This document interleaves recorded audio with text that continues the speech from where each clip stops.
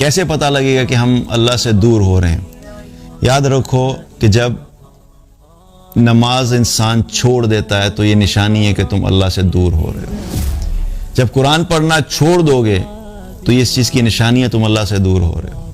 جب نماز میں تمہارا دل نہیں لگ رہا تو اس چیز کی نشانی ہے کہ تم اللہ سے دور ہو رہے ہو۔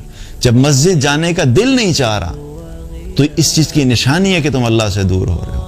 دنیا کے کاموں میں اتنے مصروف ہو گئے کہ آخرت کے کاموں کے لیے ٹائم نہیں ہے تو یاد رکھو کہ تم اللہ سے دور ہو رہے ہو۔ قرآن پڑھتے ہوئے احساس نہیں ہو رہا، جذبات نہیں ہے، کوئی فیلنگز نہیں ہے تو سمجھو کہ اللہ سے دور ہو گئے۔ اللہ کی خاطر نیک اعمال کرنے کا دل نہیں چاہ رہا تو سمجھو اللہ سے دور ہو گئے۔ تو یہ ساری وہ علامات ہیں جو کہ ہمیں پتہ ہونا چاہیے کہ اگر یہ سب میرے ساتھ ہو رہا ہے تو اس کا مطلب ہے کہ میں اللہ سے بہت دور ہو رہا ہوں۔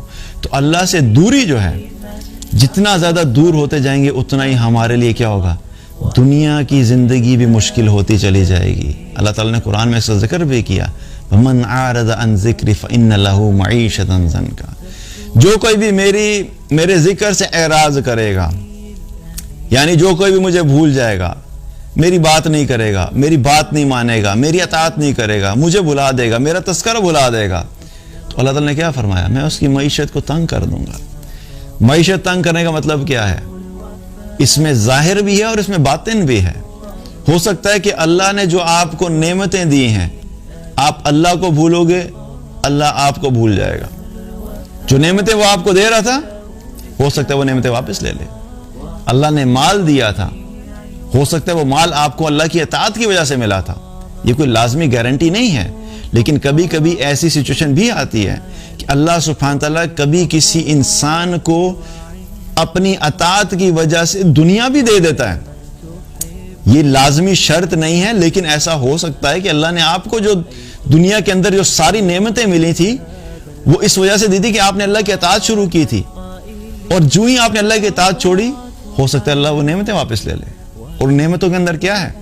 مال اللہ کی نعمت ہے، گھر اللہ کی نعمت ہے، اچھی گاڑی اللہ کی نعمت ہے، اچھا لائف سٹائل اللہ کی نعمت ہے، یہ سب اللہ کی نعمتیں ہیں۔ ہمیں لگتا یوں ہے کہ ہم نے جو ہے سب حاصل کیا، حالانکہ ہم نے حاصل نہیں کیا ہوتا، ہم نے محنت کی ہوتی ہے، لیکن اس محنت کے پیچھے اللہ کا حکم ہوتا ہے کہ اللہ فیصلہ کرتا ہے کہ ٹھیک ہے چلو تم نے جو محنت کی اس کے بدلے میں تمہیں دے دیتا ہوں۔ لیکن بہت دفعہ ایسا بھی ہوتا ہے کہ انسان بڑی محنت کرتا ہے لیکن وہ سب کچھ حاصل نہیں ہوتا جو وہ چاہ رہا ہوتا ہے۔ تو ہر چیز کے پیچھے اصل میں اللہ کا فیصلہ اور اللہ کا امر ہوتا ہے۔